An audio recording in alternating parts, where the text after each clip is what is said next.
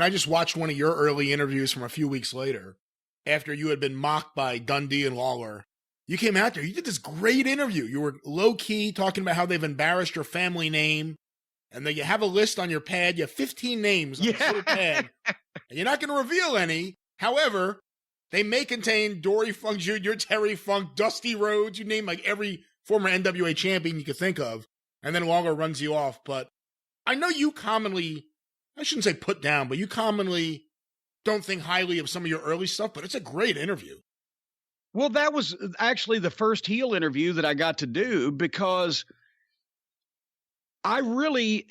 what I said was immaterial for the first few weeks I was on television because the whole thing was they just needed to get me out of there and have Lawler and Dundee make fun of me to put heat on me so that then I would have a reason to become a heel. As I've told the story, Jarrett felt I've been the ringside photographer, right, all this time. Well, people may very well believe that my mother is wealthy.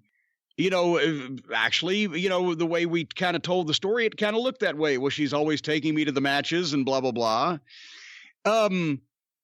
But why should I just suddenly be a prick out to get all these baby faces that I've been, taking their pictures and et cetera and selling them and been such a nice guy around the matches? So I would come in as a clueless, rich putz, sort of like the Tony Khan of my day.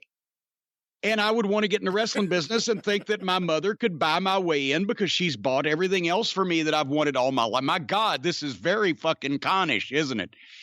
And people would buy that. And it's not that I was because I wanted to sign Jerry Lawler. Why not go to the best?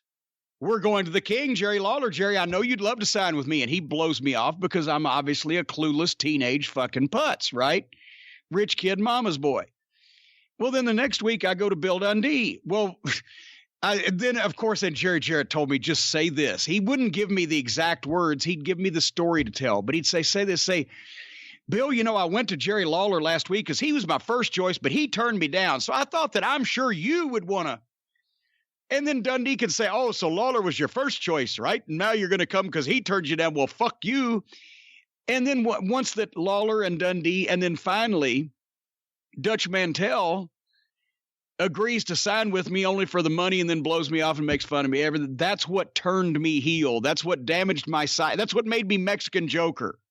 It damaged my psyche and turned me against the world. And then I tried to sign up all the heels to get even with the baby faces that had made fun of me and my mother on television.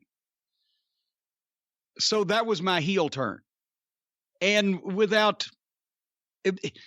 the first few weeks where I'm just out trying to, be this happy manager and sign up all the baby faces, there was nothing for me to say past that.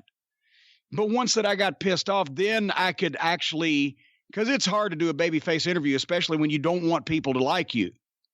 The whole idea is we don't want people to like Cornette, but he can't be a heel. So they said all the shit around me, right? And then when I got started doing heel promos, now I know, okay, you drug my family name through the mud, you disgusting cretin, blah, blah, blah. And it was easier after that. The promo you did where you announced that you were going to manage Sherry Martel, was it your line or did someone feed you to the line where you said, was it, Lance, she saw my wallet? That was mine. Okay. Good luck. Because Lance is like, well, Jimmy, and Sherry was hot in those days. She was like a year and a half older than me. So she's like 23 and she's giving me the little tickle under the chin. Right. And, I said, well, Lance, she saw my wallet and what can I say?